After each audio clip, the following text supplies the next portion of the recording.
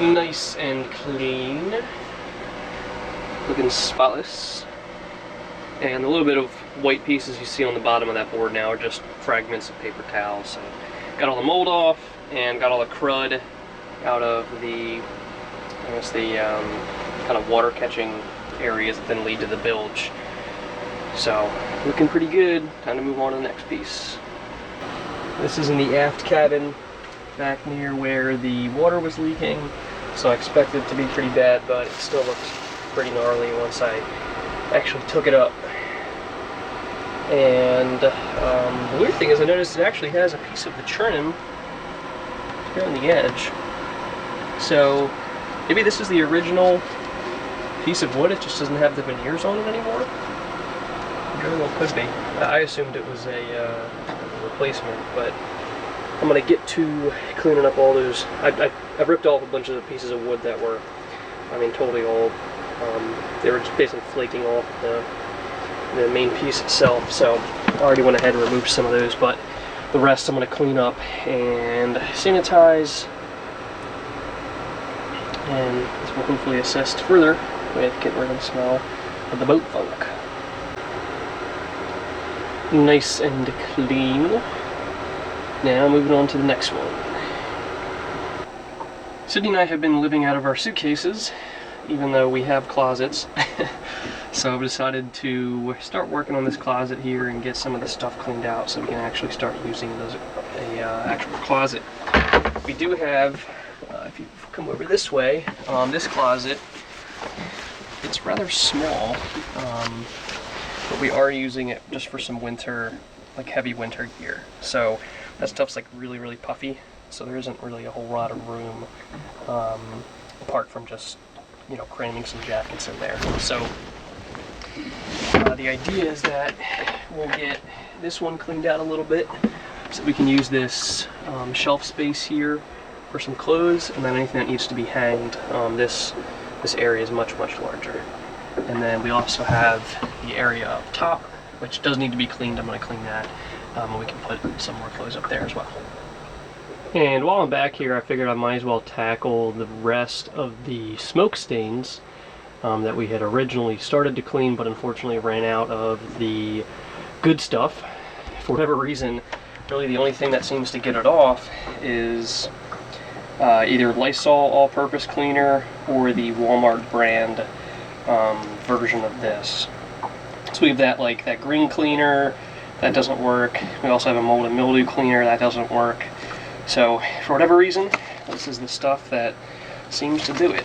So I'm not sure what ingredient is in there that does it, but you can see the smoke stains there. I've already got some that were above the bed. Let me see if I can find some more.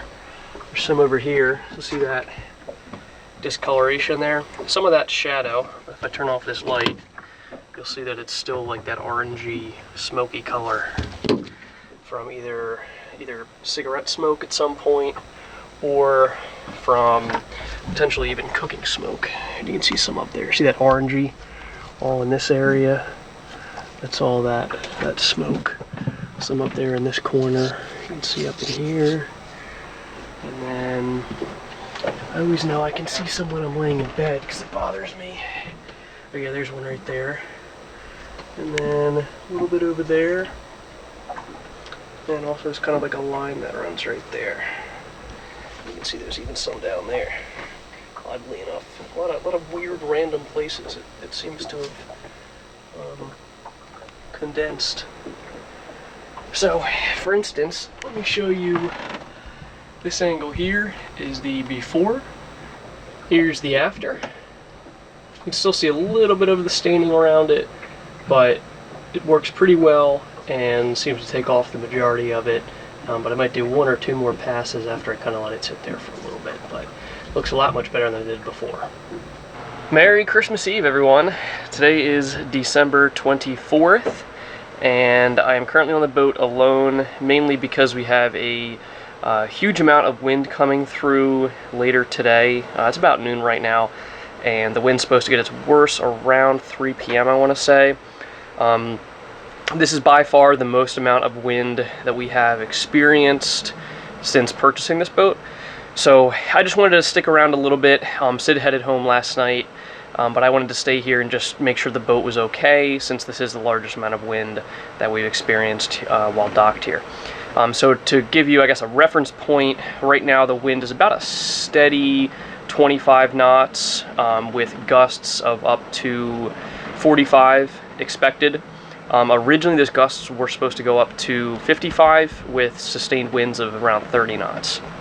So pretty windy, and the reason for that is there's a big warm front coming in from the south. So it's actually, believe it or not, here in Annapolis, it's going to go up to about 61 degrees tonight around midnight, and then tomorrow it's going back down to the mid-20s tomorrow night. So we're experiencing a really large fluctuation in the air temperature as a result of the warm front coming up from the south, and that's what's kind of driving the wind. Now, the good thing is that for us, south is directly this way. So we have that building as well as all of the land and trees which have been blocking the majority of the wind. Now, 2 days ago we had gusts of around 30 knots coming from the north, which is directly that way. So that comes over the water, and of course is going to cause a lot more actual wind at this specific location.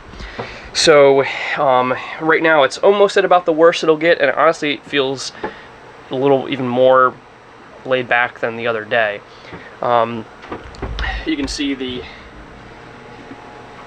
heel meter here really isn't really doing a whole lot. It was probably around here during some of the stronger gusts, but 2 days ago or yesterday, whenever it was, we were getting like a solid almost like 4 or 5 degrees heel while docked, which was pretty wild, especially when those big gusts came through.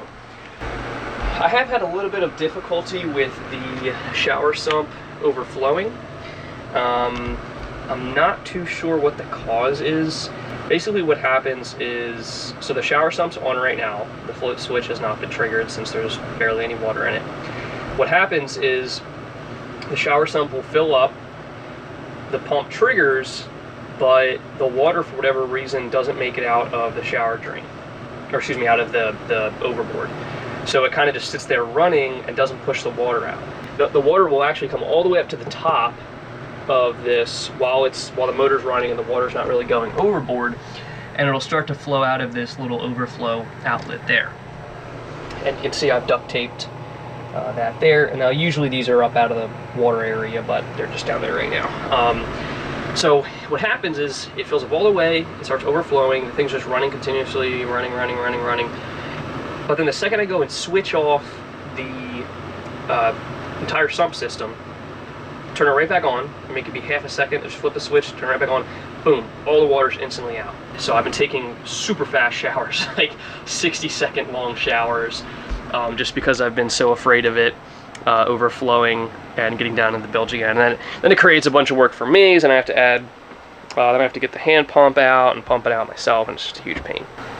You can ignore the bird poop, but I was able to get off all of the sticky residue off the skylight, and it's looking clean, except of course for the bird poop, because we get a bird that loves to sit all the way up there on the very top of the mast and just drop bombs all day long. And they always tend to end up over on this side of the boat. And you can see here as well, there's been a couple times where I've left this hatch all the way open, when it's nicer out, and the bird poop come right down here into the cabin. So, or this one, excuse me. That's always a fun experience to have to clean that up. So he just sits there and he's a non-stop pooping machine all day long, every day.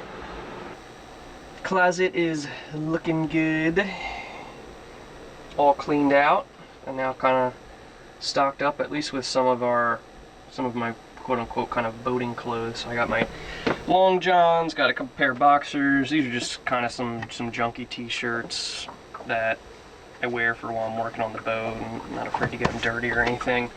A couple button downs, if I want to look nice for whatever reason. Got my infamous Tommy Bahama Mixmaster short sleeve button down. That's one of my favorites. Shout out to my dad for getting me that for my birthday a while back. And then a bunch of random assorted parts back here, which actually, you know what? I'll probably go through all these and show you guys them and tell you what my plans are for them all.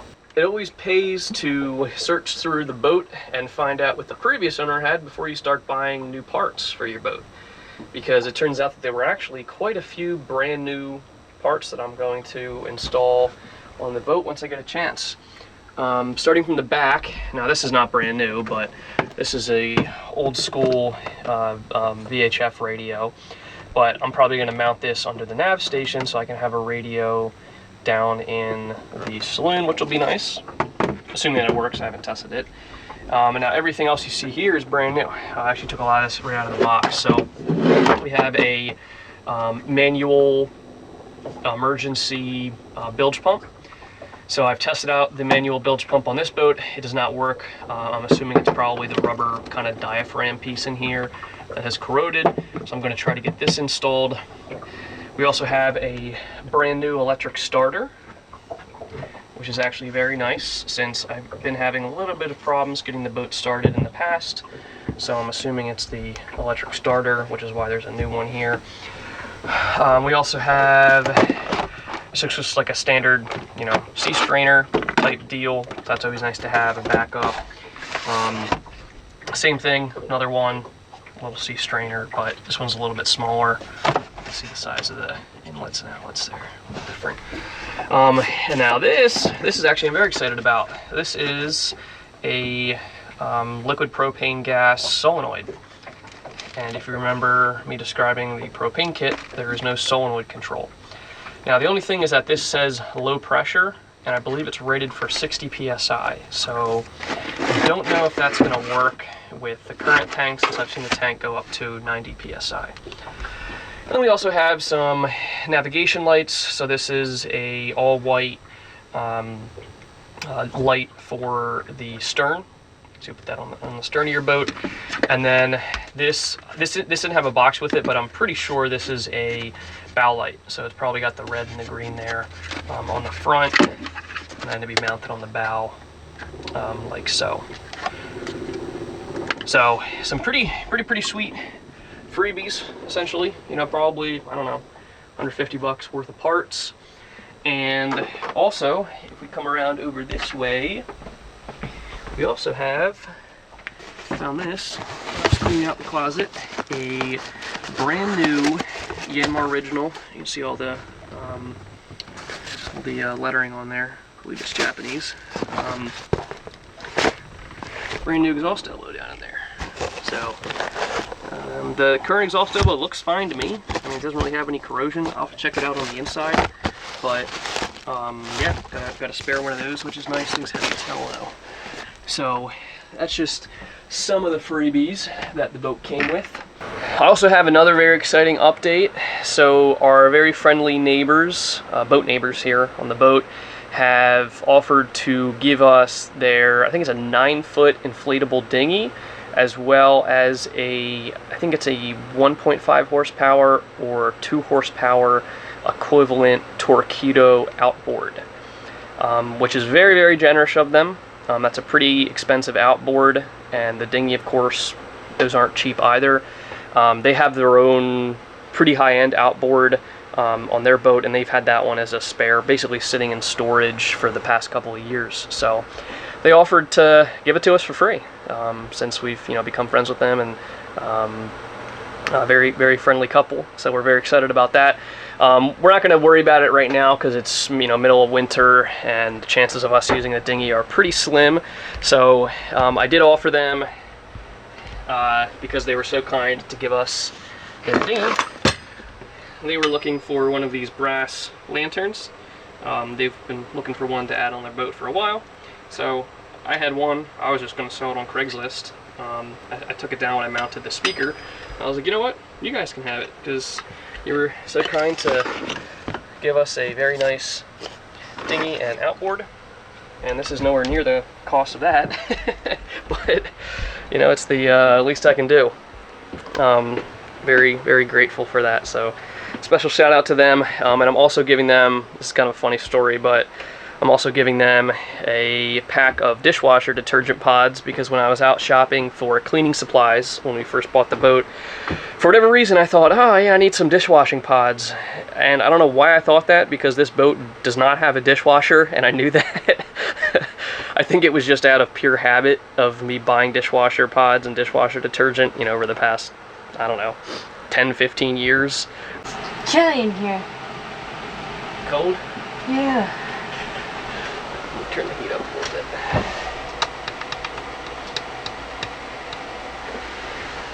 Merry Christmas. Merry Christmas. Just Happy made it back holidays. to the boat. Happy holidays to those who don't celebrate Christmas. Hanukkah. Or if you just enjoy the cold. Baby, why did you tell me? And that's even worse, I'm sure. Let's see. Yeah, yours does look good. Yeah, I got the hat here. But as you can see, friends and family were very kind to us this year. We got all kinds of little boat goodies for the boat. Pretty much our entire gift theme was items for the boat. Items and well alcohol. Yeah, items and alcohol. Yeah, we got the little variety pack. Wine. Our favorite game. Yeah, favorite game, Yahtzee. I'll probably do a full walkthrough of some of the stuff, but I just wanted to get a quick video of the madhouse. Everything just unloaded, and it's about 24 degrees out, very cold. Sid got to sit in the nice warm saloon while I toiled away in the cold. But she did a good job grabbing the stuff from the entryway there and triaging it, separating it out. Triage.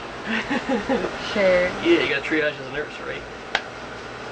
Only if you're in an emergency department. Yeah. Not really triage. But you did a good job. Good job, sweetie. Thank you. So, I'm going to work on unpacking some more, and with all these new items, we'll have some very exciting little projects and upgrades to work on. A lot of shelving items, suction cup things for the head, like soap dishes, toothbrush holders, all kinds of good stuff. So, I'm sure I'll give a full walkthrough later on, but for now we're just going to unpack. And Sid apparently wants to play some Yahtzee. So I wanna see what it looks like.